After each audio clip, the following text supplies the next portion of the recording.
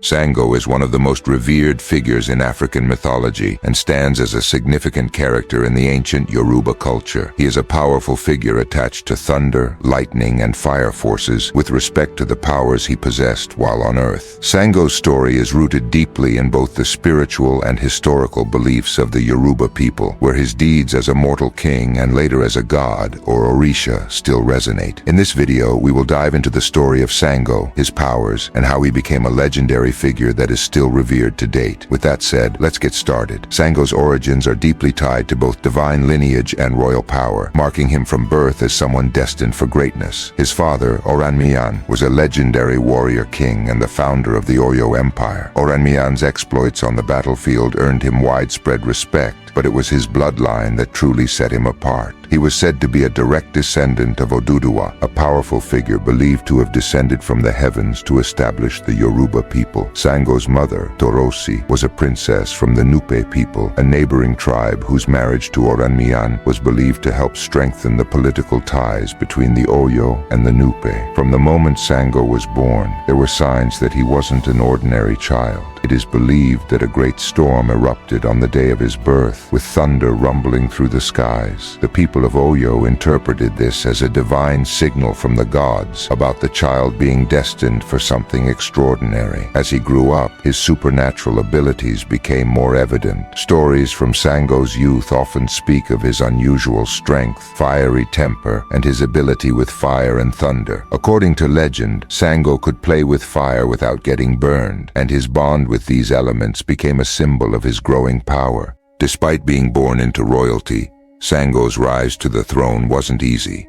The Oyo Empire was expanding, and as it grew, so did the number of enemies it faced. Sango made a name for himself as a warrior, leading battles against rival kingdoms and winning. Sango was the third Alafin of Oyo, coming after his father Oranmiyan and his brother Ajaka. While Ajaka was more of a peaceful ruler, Sango was known for being fierce. During his 7 years on the throne, he led many battles and military campaigns that brought prosperity to the Oyo Empire. He had 3 wives, namely Queen Oshun, Queen Oba, and Queen Oya. Sango is often seen as the most powerful of the Orisha Pantheon and is often described in 2 differing narratives. In one version, Sango casts a thunderstone to earth, creating thunder and lightning to anyone who offends him. Because of this, his followers in Yoruba land avoid eating cowpeas, believing it would invite the wrath of the god of thunder. In the second story, Sango is gifted with the ability to breathe fire and smoke through his nostrils, and it's said his temper was often sparked by quarrels with his wives. Despite his fearsome reputation for tyranny and destruction, Sango was also admired for his bravery, fairness, and unmatched power. However, it wasn't just his reign that earned him a place in history, but the way in which he eventually became deified. His control over thunder and lightning elevated him from a mortal ruler to a god. The fear people had for Sango was based on what they believed were real, tangible displays of his wrath. Yet, the idea of Sango's death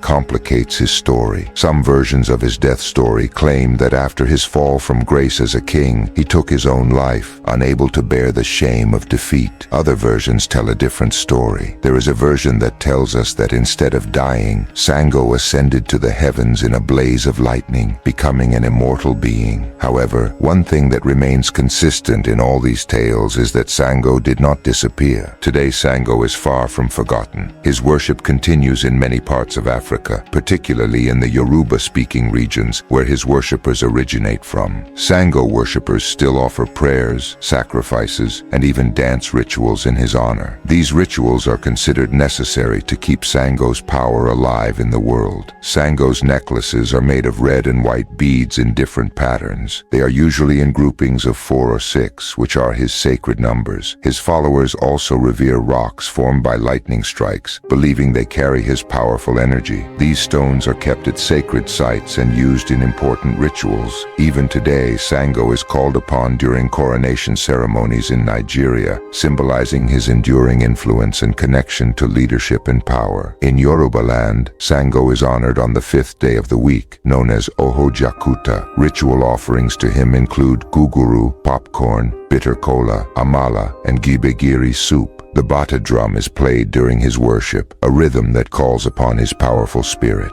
A notable aspect of Sango's worship is the use of red clothing, a color he favored during his lifetime, symbolizing his fiery and commanding nature. Worshippers believe that wearing red during rituals strengthens their connection to this powerful deity. Sango's worship extends far beyond the African continent too. He is known among the African diaspora, particularly in places like Brazil and Cuba, where he is continually honored. His legend, carried across the Atlantic during the transatlantic slave trade, found new roots in these lands, where descendants of enslaved Africans merged their traditional beliefs with new cultural practices. Sango is revered in Santeria as Chango, much like in the Yoruba religion, where he is considered one of the most feared and respected gods. In Haiti, he is associated with the Nago nation, known as Ogu Chango. In the Palo tradition, he is recognized as Siete Rayos. In Candomblé, Sango is called Zango and holds a prominent place in the Pantheon. Zango became especially important to enslaved people in Brazil, symbolizing strength, resistance, and defiance. He is recognized as the god of lightning and thunder, and is the patron orixa of plantations and many candomblé terreros. The main baracao of Ile Axe Ianaso Oka, also known as the Casa Branca Terrero, is dedicated to Zango. He is often depicted with a double-sided axe called an oxe,